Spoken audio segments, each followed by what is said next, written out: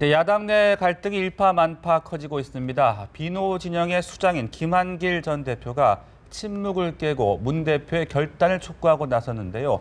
문 대표 그야말로 벼랑 끝에 서 있는 모습입니다. 과연 돌파구를 찾을 수 있을까요? 네, 한편 성완종 리스트를 수사하고 있는 검찰과 홍준표 경남지사 간의 노련한 수싸움이 계속되고 있습니다. 오늘 브런치 이슈에서 이 두 가지 짚어보도록 하겠습니다. 오늘 최진 대통령 리더십 연구원장 김성수 시사평론가 나와주셨습니다. 안녕하세요. 네, 안녕하세요. 네, 새정치연합 이야기부터 좀 해보겠습니다. 문재인 대표가 사과를 하긴 했습니다만은 지금 야당 내 불협화음이 계속되고 있는 모양새인데 네. 상황 어떻게 좀 보고 계십니까?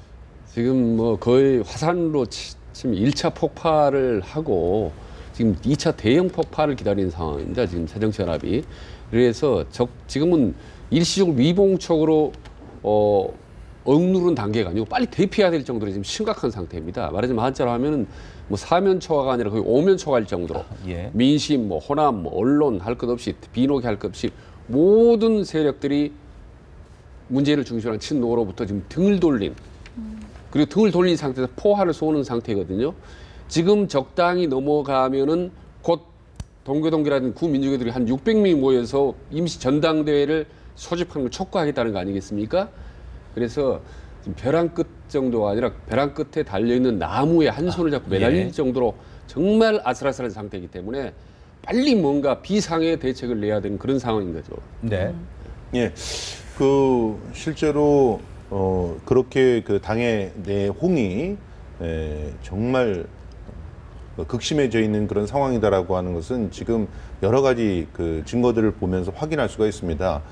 일단 호남에서는 천정배 의원을 중심으로 해서 호남의 신당을 만들겠다 나서고 있는 데다가 거기다가 동교동계는 또 다른 움직임들로 그 호남신당이라고 하는 움직임과 다른 움직임으로 지금 집단적으로 나서고 있고 김한길 대표도 한마디를 했죠. 네. 지금 현재 그 비노 쪽에서 얘기를 하지 않고 있는 사람은 안철수 의원 정도입니다. 그 정도니까 얼마나 심각하게 지금 사분오열돼 있는지를 보여주고 있는 것인데, 근데 문제는 지금 현재 그럼 그 문재인 대표가 책임을 진다는 게 뭔가, 책임을 네. 지는 게 사퇴한다는 건가? 그럼 사퇴하고 난 다음에 이후에 대안을 제시하는 세력이 있는가?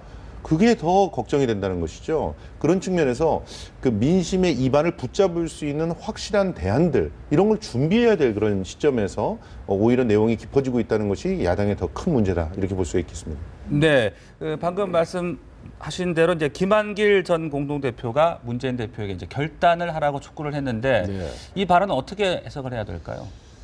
그러니까 친노의 좌장이 될 건지 아니면 야권의 지도자가 될 건지 양자택일하라고 하지 않습니까? 네. 그 얘기는 뭐냐면 친노의 패권주의로부터 탈피하라는 얘기거든요. 그 얘기는 무슨 말이냐면 당 내에, 그러니까 새정치연합 내에 친노 패권주의자란 말이 이미 공공하게 돌고 문재인 정부한 극소수가 극히 폐쇄된 그런 의사결정 구조 사회에 이런 아주 왜곡된 당의 구조가 계속되고 있다는 것을 공개적으로 천명한 겁니까? 그러니까 말하자면 사실상 그런 파격적인 안을 내놓든지 아니면은 어떤 거치 표명을 결단하지 하라. 근데 전체적인 내용을 보면 거치 표명을 하라라는 쪽에 훨씬 더 무게를 싣고 있는 거죠. 네. 그런가 하면 이제 정청래 의원은 어제 오후에 여수를 갔습니다. 예. 주승용 최고위원에게 사과를 하러 간 건데요. 예. 주승용 최고위원은 사과는 받겠지만 이게 최고위원 사퇴와는 전혀 별개다라고 예. 얘기를 했습니다. 네. 실제로 지금 이 상황들을 한번 복기를 해보면 네. 정청래 의원이 굉장히 많은 그 패착들을 뒀어요. 그래서 주승용 의원 쪽으로 완전히 그야말로 헤게모니가 넘어가 있는 그런 상황이거든요. 그래서 아마 주 의원 같은 경우는 지금 이런 상황을 조금 더 연장을 시켜가면서 압박을 더 할 것이라고 보여집니다. 그렇기 때문에 내려가서 사과라는 비공식적인 그러한 사과를 갖고 수습이 될 것 같지는 않습니다. 더 궁극적으로는 문재인 대표로부터 어떤 당 운영에 있어서의 핵심적인 대안들이 나와야 이게 수습이 될 수 있는 그런 상황이거든요. 근데 이 상황들을 참 보면 얼마나 지금 문 대표가 외로울지를 우리는 알 수가 있어요. 실제로 문 대표를 지지한다고 하는 정청래 의원이 굉장히 돌발적인 발언을 통해서 화산을 터트려줬잖아요. 네. 그런데 이게 그 치료를 하기 위해서 골문대를 터트린 것과는 전혀 다르게 아주 덧나게 터트리는 이런 상황들이 돼버렸어요. 실제로 이런 부분들을 정말 잘 준비를 하기 위해서라면 내부에서는 끊임없이 그 네. 비노와 비주류 계열과 만나면서 어떤 비주들이 진짜 원하는 것이 무엇인지를 받아 안아가지고 그러면 당의 혁신의 방안들을 갖다가 준비를 해서 내놓으면서 이런 문제를 갖다 수습하는 이런 모습을 보여야 될 텐데 아니 최고회의에 딱 앉아서 최고위원들끼리 그냥 그야말로 막말이 오가는 이런 상황을 연출하면서 터져버렸으니까 지금 준비도 안 된 상태에서 뒤통수를 맞은 격이 문재인 대표는 돼버렸다는 거죠. 네. 이런 상황에서 행보가 굉장히 제한될 수밖에 없는 상황이기 때문에 지금 상대적으로 이렇게 포화를 날리고 있는 쪽이 더욱더 세 보이는 그런 상황이라고 볼 수 있겠습니다. 네. 그리고 한 말씀 더 붙이면 주승용 의원이 자리를 박차하고 나간 그 분노한 이유가 정청래의 막말 때문이 아니라 원래는 사실 문재인 대표를 겨냥한 거죠. 정청래 의원의 막말이 기폭제가 됐지만 궁극적인 타켓은 문재인 대표이기 때문에 네. 결국은 그 이제 별개로 본 거, 사퇴한 별개로 보고 이 문제를 계속 집중적으로 물고 나가는 이유가 이제 거기 있는 거죠. 네. 그리고 그 문 대표의 비선 라인에 대한 그 논란도 계속 나오고 있는 것 같은데요. 네. 예. 그거는 뭐 새정치연합의 의원들은 다 공공연하게 있다. 비선 라인 확실히 하고 있다고 예상합니다. 그 확실하고 있는 거죠. 그러니까 박근혜 대통령에게 배수 비선 라인 불통이라고 비판하지만 실제로 문재인 대표 주변에도 비선 라인이 있다라고 하고 그리고 신문에도 오늘 아침 조간신문에도 보면요. 비선 라인에 혹은 뭐 실세인 뭐 알려진 뭐 이런 해서 노영민 의원이 마치 그 비선 라인에 창구고 좌정 역할을 하는 것처럼 그렇게 언론에 보도되고 있거든요. 그리고 또 다른 관련된 언론들이야 보면 과거 노무현 정부 때 청와대에 있었던 386의 젊은 친구들이 아직도 여전히 문 대표 주변에서 그런 뭐 이 월권 비슷하게 혹은 자원을 하면서 문재인 대표를 흔들고 좌지우지한다. 그래서 문재인 대표 말이나 행보를 보면은 저건 상당히 외곽에서 비선 라인에서 주고 있는 어떤 파이프라인 타입에서 예.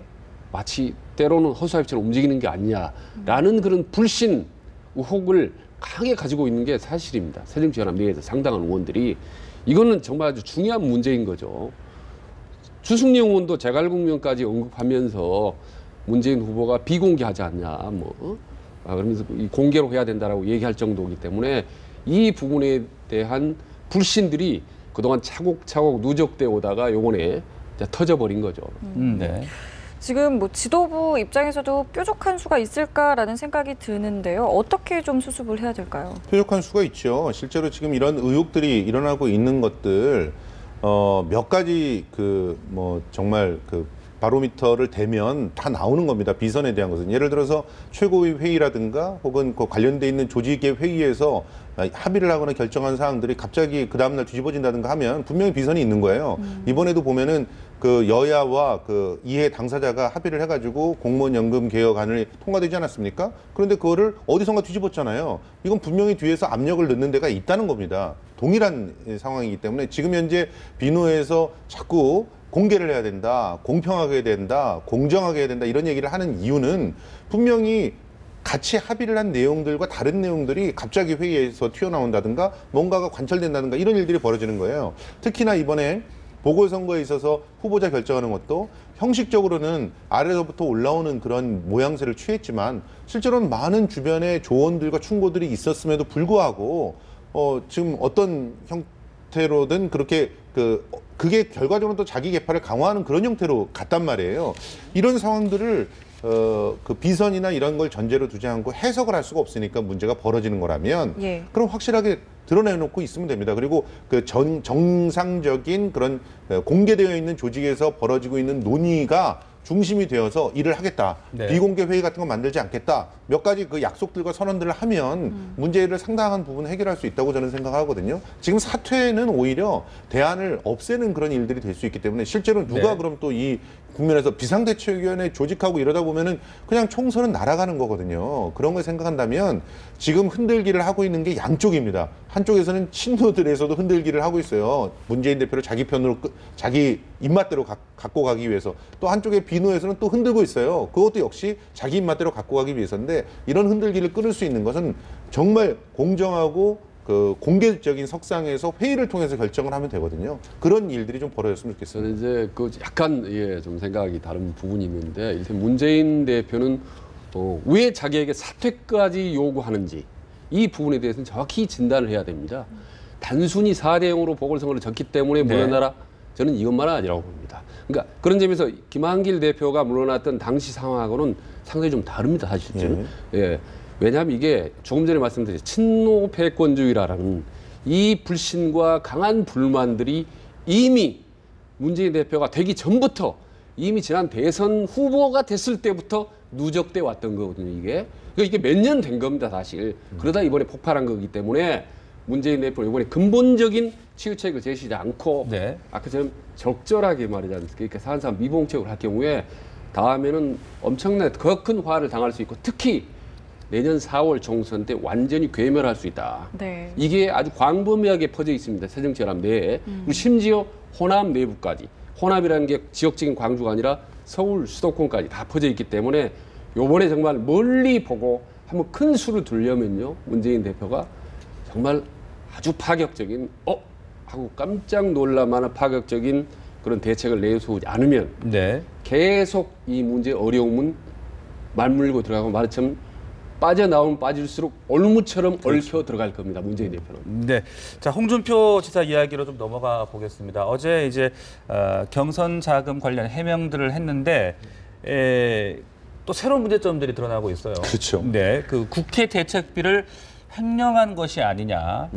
그 부분 또 공직자 재산 등록 때 왜 누락을 했느냐 이런 부분들이 지금 불거지고 있거든요. 그래서 이제 크게는 3가지 혐의가 더 추가가 됐습니다. 그러니까 지금 현재 그 공직자 선거법에만 문제가 되는 거잖아요. 지금 불법 자금을 받아갖고 뭐 운영했다 그러면 이것만 문제가 되는 건데 이거를 부인하면서 3가지 혐의를 갖다가 부각시켰어요. 하나는 공급 횡령이죠. 그 국회에서 쓰고 있는 그 원내대표가 그 여당의 원내대표가 쓸 수 있는 국회 운영하는 대책비 이 비용이 한 5천만 원 정도 되는데 이것을 일부를 부인한테 갖다 줬다는 거거든요. 그러니까 이 부분이 하나 걸리는 거고 또 하나는 공직자윤리법에서 그 재산 공개를 할 때 이게 3억이나 대여금가 있었는데 그거를 누락했다는 거 아닙니까? 이게 그냥 모르고 누락했다는 것과 또 허위 사실로 신고를 했다는 건 처벌이 다른데요. 허위 사실로 신고를 했다면 굉장히 중한 그런 처벌을 또 받게 됩니다.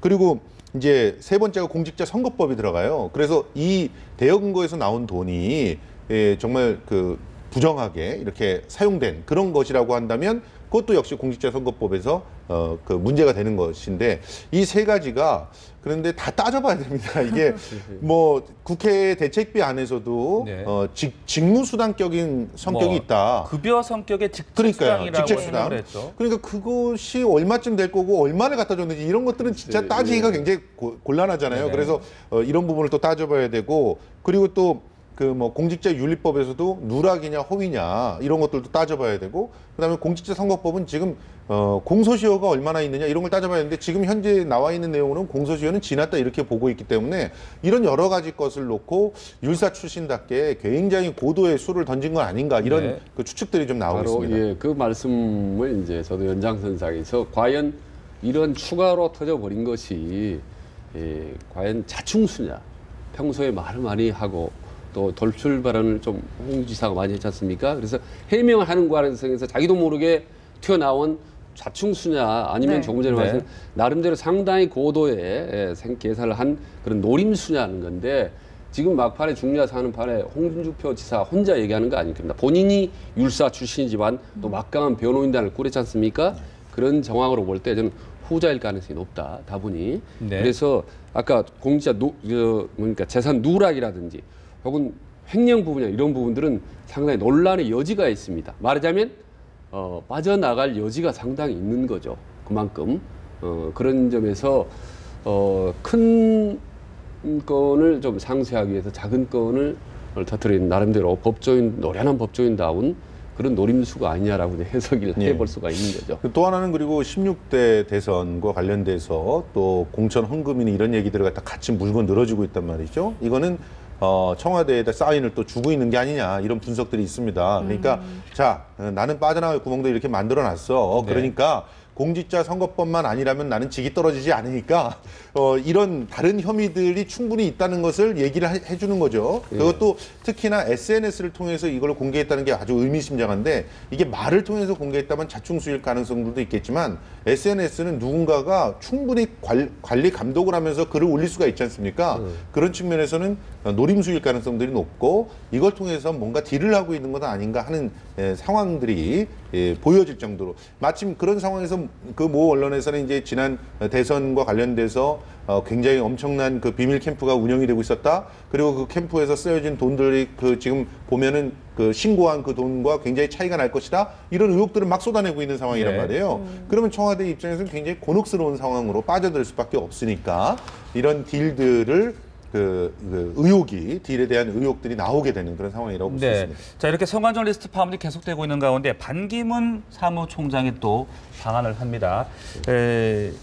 좀 꺼져가던 대망론에 다시 좀 불을 당기는 계기까지 될 수 있을지 어떻게 좀 보세요? 그러니까 뭐 아시다시피 성완종 리스트 때문에 상당히 타격을 입은 건 사실입니다. 국내에 있지도 않고 멀리 해외에 나가 있던 이 반기문 지사가 갑자기 국내 정치 같은 파편들을 맞았 거죠. 그래서 최근 여론조사 보면 그 지지도가 상당히 다운된 건 사실입니다. 그러나 아직도 여전히 반기문에 대한 기대치를 가지고 있는 사람들이 있습니다. 우리 정치를 하는 사람들, 평론가들이나 정치를 아는 사람들은 이렇게 냉정히 뭐가 문제고 뭐 이번에 상당히 흠집을 이었다라고 반기문을 하지만 반기문을 잘 모르는 다수의 국민들은 아직도 여전히 그 꿈을 갖고 있거든요.